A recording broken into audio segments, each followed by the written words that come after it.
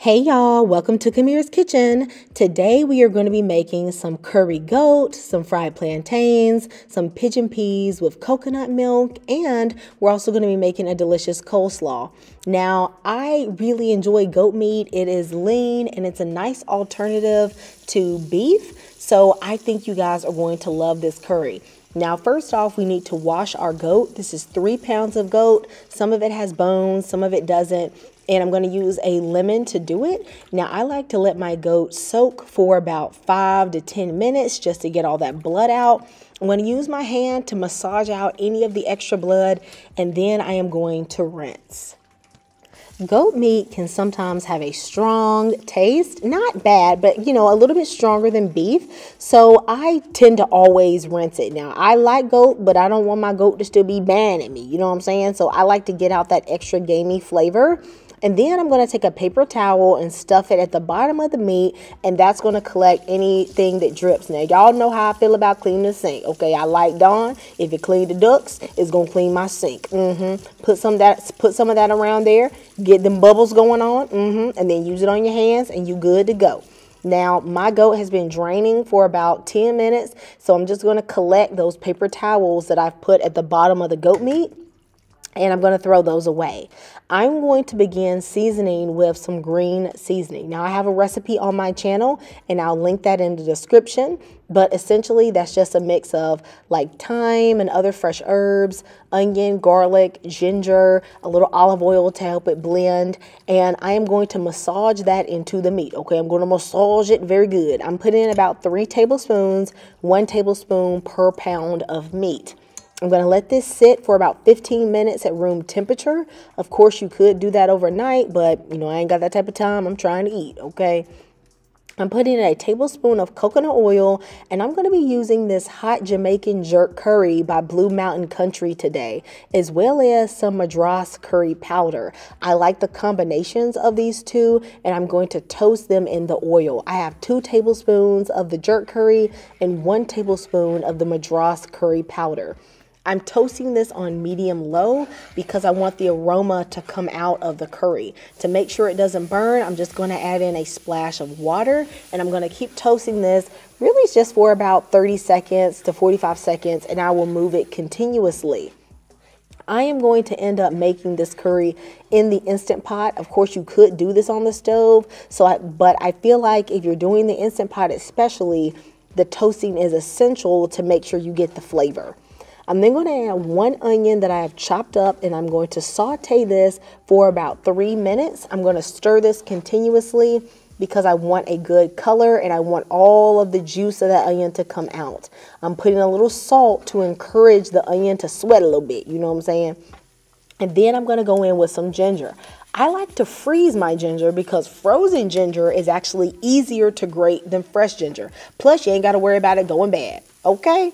I'm going to toast this for about 1 more minute and then go in with 5 cloves of minced garlic and toast this for about 30 seconds. You want to be able to smell everything. The reason why a lot of people's food doesn't taste good in the Instant Pot is because they skip steps like this, okay? I'm going to now put that in the Instant Pot. I'm going to add some more oil, and then I am going to fry up this goat meat. I'm only doing about half of the goat meat at a time. You don't want the goat meat to steam in its own juices. That's why I'm only going to do half at one time. Now, I am going to cook this for about 2 to 3 minutes on each side until I get that nice caramelized color. I'm also going to put in a little bit of ginger powder, and I'm just going to toast that. Then I will put this in the Instant Pot. Now, if you've been enjoying this recipe so far, please go ahead and give me the thumbs up.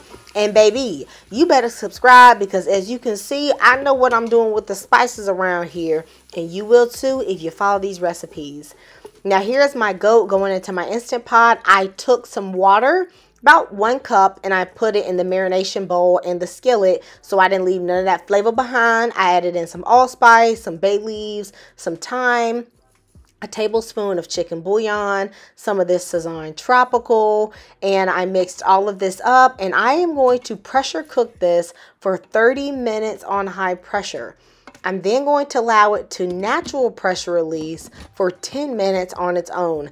That will make sure that the goat meat is still tender, but it's not going to really be falling apart. While this was cooking, I went ahead and chopped up some potatoes that I'm going to use, and I am going to be letting them cook on saute mode. Now, I am going to scrape out some of the excess oil and place this to the side. I will actually save this to make another recipe. I'm going to let these potatoes just boil along on saute mode for about 10 to 15 minutes until they are soft. If you really want a thick gravy, you can actually take one or two of the potatoes and crush them against the side wall of the Instant Pot. Next up is the rice and pigeon peas, also called gungo peas. And I'm putting a tablespoon of butter, half of a chopped onion, and I'm going to saute these onions just to let them, sweat a little bit. And then I'm going in with about a tablespoon of that green seasoning. This has all the garlic, ginger, herbs, all that good stuff wrapped into one. I'm going to saute that for about 30 seconds. And then I'm going in with some drained pigeon peas. I reserve the liquid to the side though. Some scallion, some fresh thyme, perfect with the fresh thyme, as well as some allspice berries, a bay leaf, and some Sazón Tropical. About half of a teaspoon of this Sazón Tropical, okay? I love this Vegeta. I'm going to link it in the description box. This is a vegetable bouillon. I'm going to put in 1 teaspoon of that, and then 1 can of coconut milk. It ended up being 2 cups of coconut milk in that can. And I'm going to add a Scotch bonnet. This is a chocolate Scotch bonnet that I actually grew last year and I had in the freezer. Once this catches a boil, I'm then going to add 2 more cups of liquid.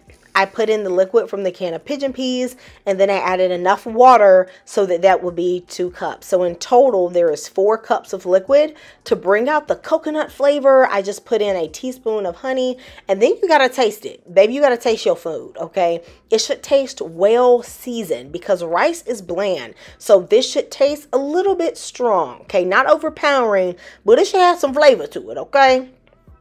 Mix in 2 cups of basmati rice that has been washed. Let it come to a boil and then put some foil on top in your pan and let this steam on low for 20 minutes. Then you are going to have some perfectly fluffy and delicious rice and pigeon peas. Remember, fluff this with some chopsticks. This lets your rice be fluffier, the grains won't smush together. Just pick out those thyme stems and this is good to go. Now, while my rice was cooking, I made up a quick slaw with some cabbage that I just grated on the large side, and I had 1 carrot. You could also use some purple cabbage. That would be so pretty, okay? Now, when I am doing a meal like this, I tend to do a slaw that is olive oil based. So I'm going to just add a little bit of apple cider vinegar, some salt, some pepper, a touch of honey. Now, don't get crazy with that honey, okay? This ain't supposed to be sweet. And I'm going to use a good quality olive oil. You could do a mayo-based one, but I feel like that fits better with like some barbecue, okay? And then I'm going to mix this up and I'm going to let this sit in the fridge while I fry up some plantain. Now, I feel like plantain is a must for this meal, okay? Let me know if you are a plantain lover, honey, okay? Because I just think plantain is so good. So I had 1 plantain that I cut up in slices, and I'm going to just go ahead and stick this in some hot oil. Now, baby, you better watch your plantain. Don't walk away and go into the bathroom while you frying some plantain. Because I'm going to tell you right now, that sucker going to burn. You got to watch it. Now, I cook mine for about 3 minutes on each side on a medium heat until they are nice and golden brown. Please let me know in the comments what other recipes, meals. I know you guys love those full meals that you would like for me to cook for you guys. I know you are going to love this meal. Just look at everything. Know that I love you and God loves you. And I'll see you next time in Kamira's Kitchen. Goodbye.